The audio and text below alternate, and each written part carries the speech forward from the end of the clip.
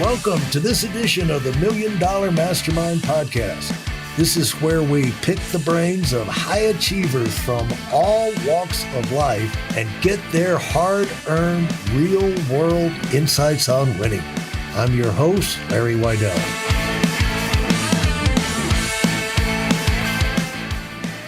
I'm pretty good at delegating, training, reproducing myself, but there still are things where it's hard for me to let go. And I've gone through the process where you evaluate yourself. At some point, you got to get to where you do this for yourself. I know people are talking to you, but the idea is to get them up to where they can kind of evaluate this situation on themselves. But the thing is, if all your time is taken up doing what you're doing now, you're not going to have time to do other things that maybe you need to do just to relax and recover and refresh. Maybe it's not more work you need to do. You need no more recovery time. And so for that time to be created out of your 24 hours, it's jam-packed now. You need to offload. And what I found, Ari, from this is the most difficult thing I had to do was my Monday morning conference call where I would get the speakers. I would schedule them. Then I would do it. I would ask the questions and I would do the announcements. I did that for like 9 years. And I was like, then friends said to me, and this is a total voluntary thing. We got 130, I'm one of the founders. We got 135,000 people in the company. And many of the elites, we got 1,000, 1,500 of the elites listen into this call. And it's all voluntary. But I like to talk to the top people, so I'm going to keep doing it. And that's we talk to the most currently hot people. And so I have people come up to me and say, you need to find a way to keep this going, because if you croak, we still want the call to go on. So I figured, how can I figure this thing out? So what I did was I got my son involved, and what I said, well, at least he can he can read the intro and he could read the announcements. And then and then step by step overall, it got to where, well, he can ask questions like I can ask questions. And then he could set up speakers. So pretty soon I found out people actually like him better than me. And the thing is set up to where, people, while we're doing the call, people will actually around the country text him questions to ask while the call's going on, and they won't text me. So what I found is that this was something I thought I have to do, but I broke myself from it by offloading the simplest piece of it. And basically I was putting a crack in my mind to where I had such a rigid thing where I looked at it as one whole piece, but really it's never one whole piece. There's a lot of little pieces, and a lot of those little pieces you can give away to someone else. Now, as you went in your world, how did you go through that experience? So I eventually built up a team around what I was doing. And so I was doing less doing. I was speaking and I was consulting, and I was doing coaching. And then somebody approached me who actually it was a client, approached me and said, I really think I could help you manage the business and turn this into a group coaching thing and really scale it. And he helped me do that. I did my first event, I think it was 2015. And then later that year, a friend of mine and I were having dinner, and we were discussing a virtual assistant company that had recently gone out of business. And we thought about the idea of starting our own, which we launched the next day. And that was called Leverage. And that grew we did $1 million the first year. We never put a penny into the business. We had 183 people working for us in 17 time zones. It exploded. It was great. And the second year, we were on track to pretty much double. And then there were some philosophical issues between me and my founding partner. And I left the company. He bought me out. And I went back to doing less doing stuff. And several of the people that were at the company left of their own accord to join me. And so then at that point, what the focus really became, because at that point I was a father, I had 4 kids at that point. We wanted to turn less doing into a business and a methodology all of its own, not, Ari's productivity system. And so we really made a lot of effort on branding and creating almost a movement around what I had built, and really backed me out of most of the business to the point that the group coaching wasn't even run by me anymore. And That's kind of amazing, isn't it? yeah, well, because there's certainly that thing where it's like people want Ari, or they want the founder, the guy, or the lady who's running it. But again, we really tried to make it something that sort of stood on its head, because you have too many coaches or too many people where the value is in their answer to the question, right? Rather than like an actual established framework. And so again, we really, really worked on that, started doing events again. And then basically what happened was the pandemic happened, and the business was operating fine. Really, the pandemic had no effect on the business. But as I mentioned, I've been an EMT for 12 years. And during the pandemic, I got very, very heavily involved. And we were living in upstate New York.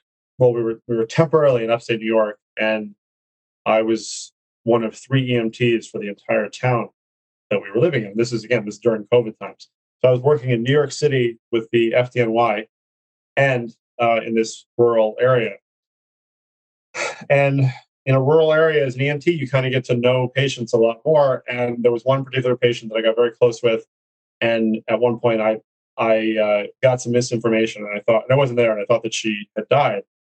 And about 10 minutes later, I got a message from my COO about something, and I just had this sort of moment where I was like, I don't want to do this anymore.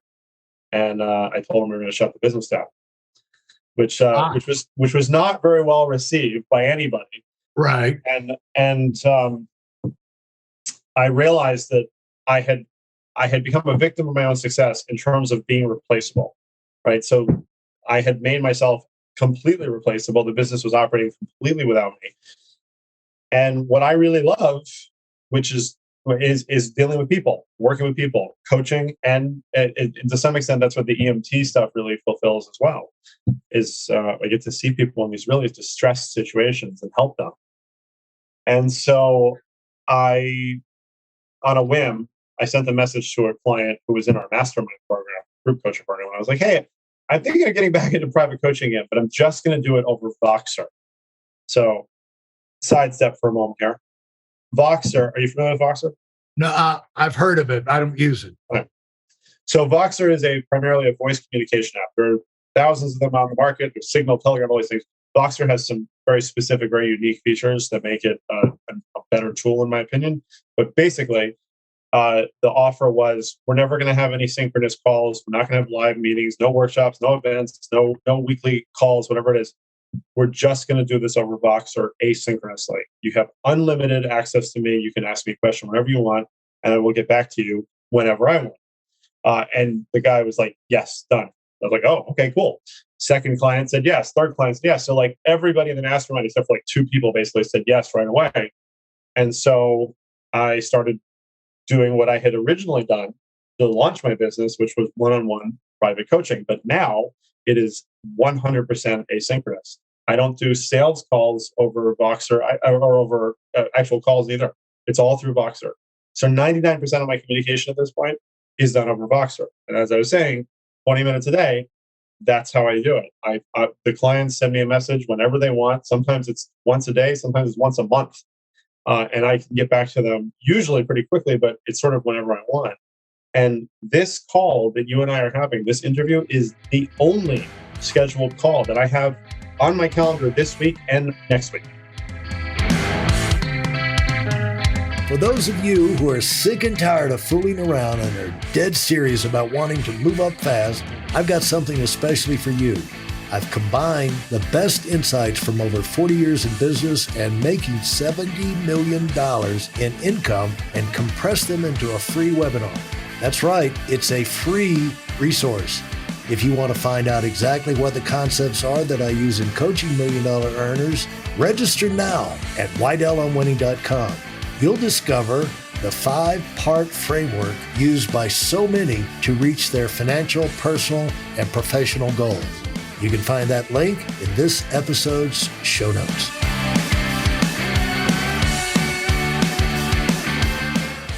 Yeah, that's why I was impressed. I'm taking most of your work week. Yeah, right. However, but this to me is something that is justifiably. In fact, between me and you, I've been worried about you fading after about 30 minutes in energy. No, when I do EMT work, I work at night. So that's how I fit that into the 24 hours. All right. But so that's how you get it done in the 20 minutes. So they leave. So it's like replying to text, except you're replying to voice messages. Yeah. And also, I mean, somebody might leave me a 15-minute long message, but I can listen to it at 2, 3, or 4 times speed, and I can digest it. And then I can give them that 90-second answer that they need, a couple hours later, maybe. It is not just been more convenient for me. It's really turned out to be the most effective coaching method I've ever done. It's working in ways I never thought it could for people, because now they have this forum. If something annoying or difficult or unfortunate happens at work on a Friday afternoon, they don't have to wait till our Wednesday 1:00 weekly meeting to unload that. They can say it right then and there, Friday night, walk out, leave, and they can rant, they can rave, they can curse at me if they need to, and they can go do what they have to do. And then I'll probably get back to them within a couple hours, and they can go about their day. So we move things along so much more quickly. And you mentioned about writing books in that time. My last book was basically 47 Voxer messages that I sent to my writer, Amy, who's been working with me for years. So that's how I did that. Now, and these are people that are on like an annual retainer, something like that. Oh, it's all contract work now. It's just, as needed. I have, and that's the other thing, is I have like no expenses anymore. I don't have a team. I don't have, anything. And so if they're charged based off how much time, are they per call, or how they charge if it's per contract? No, the clients pay for a 6-month period, and they get unlimited access. That's a flat rate. I thought you meant the people that are doing work for me. They're on contract. No. So it's $10,000 for the first 6 months, and that gives them unlimited access to me. And then it goes down actually every 6 months after that if they stick with me. Yeah. And how did you come up with that idea? Where'd you even hear of Voxer? Oh, I mean, I'm pretty sure I'm a pioneer in doing this, because I've spoken to a lot of other coaches, and I looked at the time, and really nobody was offering this.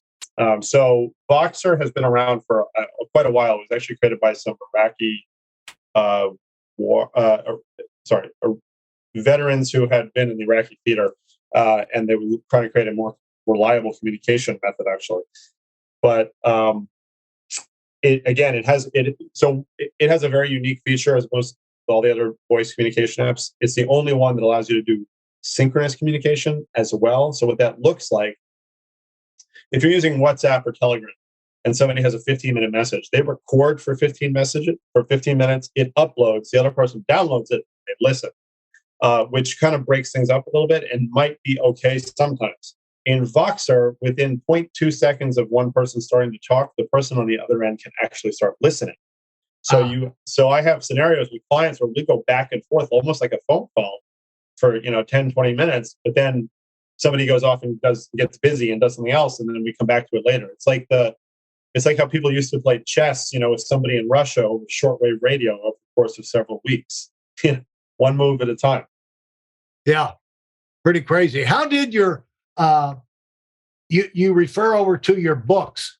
How did the evolution of the thought, like the thing in a blog post, an article, a book, is always centered around one main thought, because like if we all got one main idea or concept out of every book we read that stuck with us, and